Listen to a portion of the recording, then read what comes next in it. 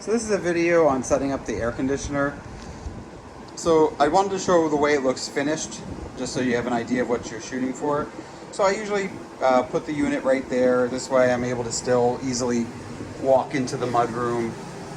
I usually plug the cord right there. This way there's no tripping hazard across the entranceway.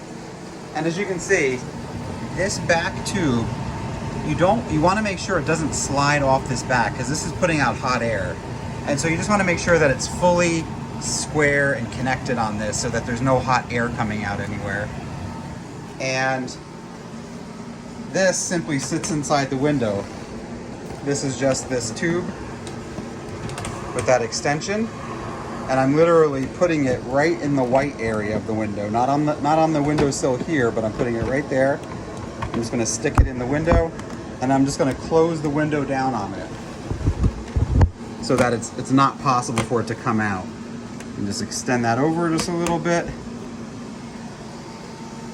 And that's pretty much it. Then you can come over here and you'll want to set this setting to cool. You can go ahead and set your temperature to whatever you want. And that's pretty much it.